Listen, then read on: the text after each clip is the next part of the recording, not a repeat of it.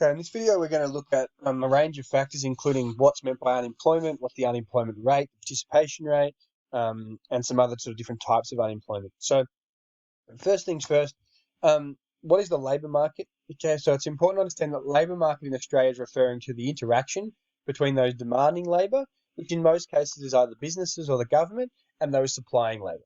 So Australia has what we call a mainly deregulated labour market, which means that wages are determined by demand and supply. It's not the government that determines what people get paid in most instances. It's the forces of demand and supply. So basically, if you're in demand, you get paid a lot. And if there's a lot of demand for what you do and not much supply, you get paid more than other professions. So a strong and weak labour market. A weak labour market is generally when the supply of labour exceeds demand. So another way of looking at that is that there's more people want to work than there is demand for workers. That generally means there's lots of unemployment because there's a lot of people that want to work and not much demand for their services.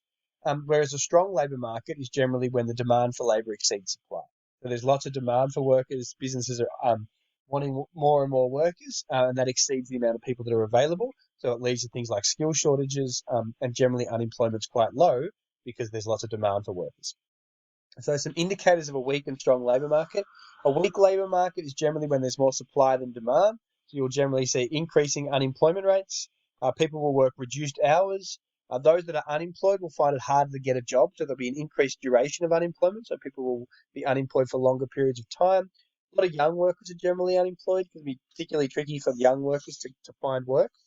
And this one here is probably the trickiest one of them all, is that there's generally falling job vacancies and reduced advertisements. So some people find this it's probably quite tricky, this part, but generally there's falling job vacancies, which means there's not a lot of vacant jobs. And what we mean by that is businesses aren't really wanting workers, so there's not many vacant jobs available. So falling job vacancies is generally a sign of a weak labour market, and reduced ads on in papers and things like that because they don't need workers. Indicators of a strong labour market: high levels of job vacancies, so lots of employees are wanting workers. Increased advertisements, so there's lots of jobs out there that haven't been filled, so they need workers. There's lots of demand for workers.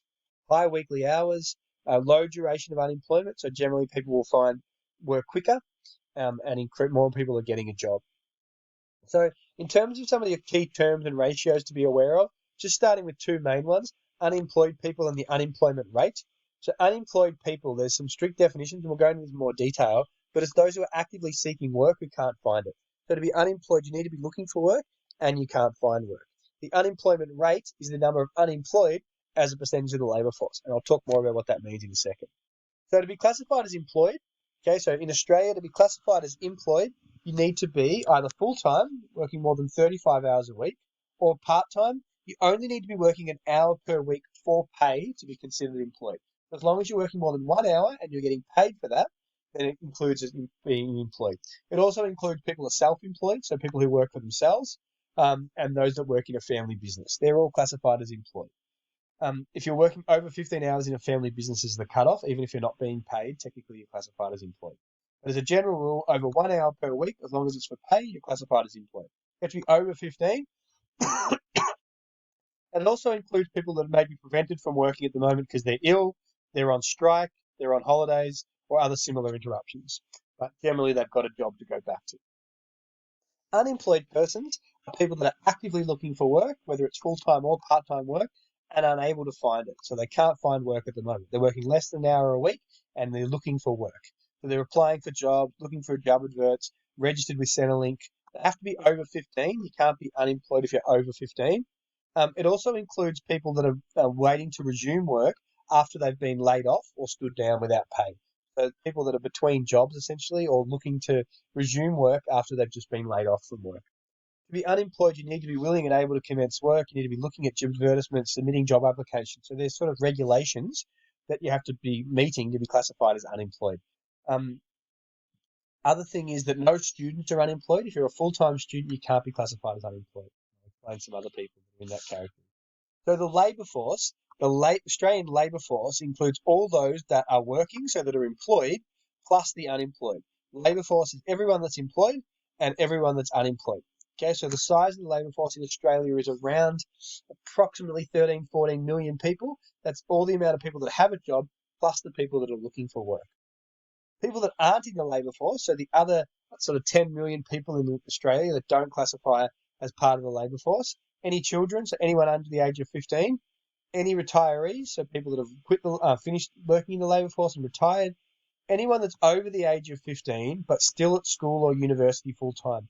Even if these people have a job, they're not classified in the labour force. So if you're a full-time student, whether it's at school or university, you're not in the labour force.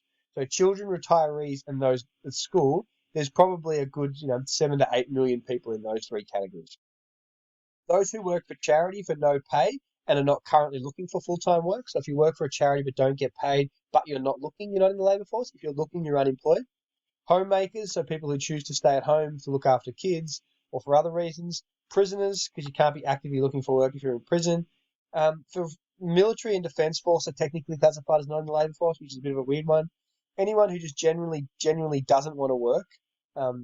Those who have quit their job to travel, so they've left their job, they're not getting paid, they're not on leave. So it's not people that just take a term off, it's people that have quit their job and they're travelling, so they're not unemployed because they're not looking for work. And it also includes discouraged job seekers, people that have given up looking for work, which are also classified as hidden unemployed. We'll talk about a bit more in the next later on. So they're all the people that aren't in the labour force. Children, retirees, anyone who's a full-time student, people who are homemakers, so choose not to work, prisoners, defence force, people who generally don't want to work, people who are travelling that have quit their job. The unemployment rate, so the rate means it's percentage, is the total number of unemployed people divided by the labour force. So it's the unemployed divided by the employed plus the unemployed, which is the size of the labour force, times 100. Okay, so the unemployment rate basically tells us what proportion of the labour force are unemployed, what percentage of people that want to work can't find work. The government wants the unemployment rate to be as low as possible, but they don't want it to be too low that it causes inflation. But generally, they want unemployment around 4 to 5%. With the coronavirus, we're worried that unemployment's going to grow above 10%, but at the moment, it's around 5.5%. The unemployed divided by all the labour force, the employed plus the unemployed is the denominator, then you times that figure by 100. The participation rate, okay, so generally Australia has an unemployment rate of around 5 to 6%.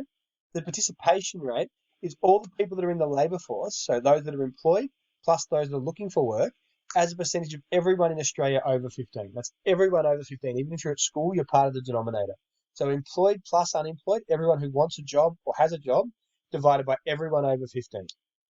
When you're asked to define the participation rate, say that it's a ratio of the percentage of people who are over 15 who either have a job or want to work. Generally in Australia, this is around 65%. Around 2/3 of people that are over 15 either are working or would like to work. The rest of them are either retired or still studying and things like that. So in our class, for example, in the participation rate, the employed, which would just be me, divided by the 26 of us in the class. So 26 people would be in the denominator because it's everyone over 15, assuming that everyone in the class is over 15. So it'd be 1 on 26. Skip that slide. Next video, we're going to look at types of unemployment.